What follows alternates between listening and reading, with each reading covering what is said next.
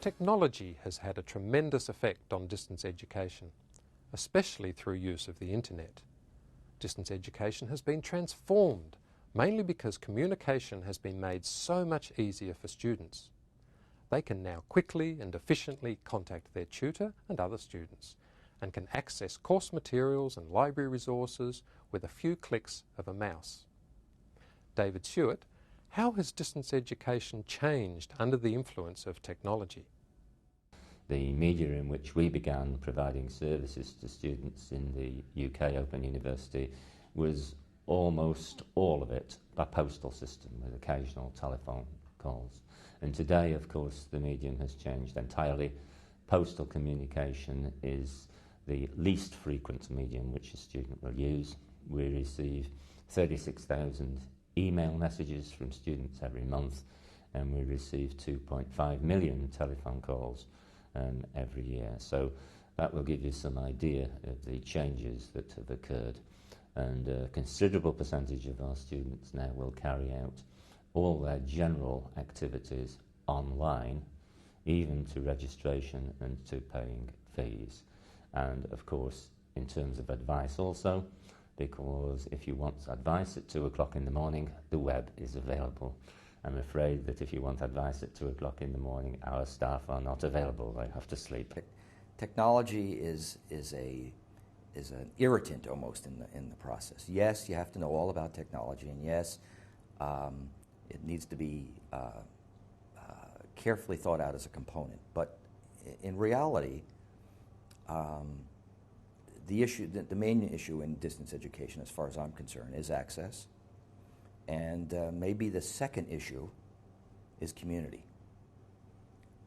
One of the things that I'm finding, I have a very relatively high-tech program, and it's entirely online, and it's entirely by what Tony Bates would call e-learning. But there's very clear that even in that environment, just like it was in the print-based environment that I used to be in Athabasca, students are isolated. They simply don't feel like a typical member of a university community would feel if they were in a face-to-face environment, and that's just reality. The balance between technology and appropriate text-based designed material is a very, very important one for us to hold on to. Critical for South Africa is access, because the needs of the society and sensitivity to those needs requires of a university like ours to try to seek more open, accessible ways of higher education learning and training to take place. And therefore, we realize that technology, large numbers of our potential students and other learners is not available to them in terms of accessible in terms of the home. And yet many of our students work in their workplaces. They have access to technology in the workplace, but they don't have access to technology at home, which is a very, very important, I think, learning medium, learning tool, if technology is universally accessible. 我学的现在主张要把所有这各种学习模式，包括现在谈的比较多的教师为中心的，它也没有什么罪过，本身是一种教学方式，它非常有效。但是学生为中心有他自己的优势，所以我刚才说这些不同的学习模式和教学的方式要 blending， 要混合起来，各自发挥自己的专长，用得恰到好处。那么第三个 I 我说的就是现在我们讲的比较多，叫 integrating， 就是要把刚才说的这两个，一个是技术的融合，一个是教学方式的 pedagogy 的这个教育学方的这种教育学的模式，这两者还要整合起来，而且要和我刚才说的那个 curriculum， 就是各个学科的内容有机的整合起来。所以实际上是要把 technology, pedagogy and curriculum 课程内容通通的 integrating 都来整合在一起。当然在这样做的时候是难度很大的，因为它主要的不是个理论问题，而是个 practical issues， 它是个实践问题。需要在第一线教学校里头，在远程教育的院校里头的第一线的老师和学生们去创造、去探索，最后才能一个一个学科的解决。这最后不是由理论家来解决，而是由实践者来解决。I am optimistic. I think technology has a terribly important role to play. But we need to define that role very, very carefully. And we also need to tell ourselves that we are not going to see a situation where access to and the ability to use technologies is going to be available with a big bang.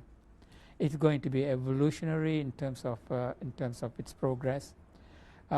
Institutions should begin to look at technologies to help support the administration, their cost development, and to a certain extent perhaps production and delivery. But to demand that you need to have technology also to be a learner, I would be a little bit cautious, because in at least in the environments that I've worked in, the access to connectivity, the cost of connectivity, and the personal cost of learning using technologies is something that many cannot afford. I think a great advantage of the online medium is the fact that it can network people, and it can network ideas, network issues that we can discuss interculturally, cross-culturally, etc. So I have really been interested in looking at how do people come together in an online environment, share each other's experiences, and construct new meaning and knowledge. So I spend a lot of my time reassuring people about the digital divide, basically saying things are moving quite fast in terms of access to technology, and actually you're not all that far behind the richer countries when it comes to using those things intelligently in the classroom. I mean, it's a lovely example. Everyone's still going around saying, because Nelson Mandela said it a few years ago, that half the world's population never made a telephone call, and there are more telephones in Tokyo than the whole of Africa. It's not true anymore. The number of telephones in Africa has doubled in the last few years. I was in South Africa last week, and they're all walking around with cell phones. So you've got to watch these. First of all, a very clear vision of where the institution should go and where you want to take it. And then to look at where does the technology fit into that vision? Can it facilitate or hinder the way we want to go? And the next thing to do is to bring that process of deciding on a vision and how to get there.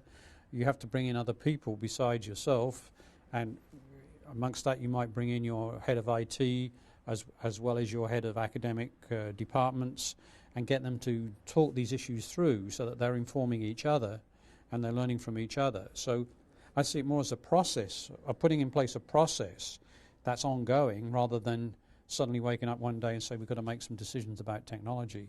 I think the technology does change the game as the technology changes.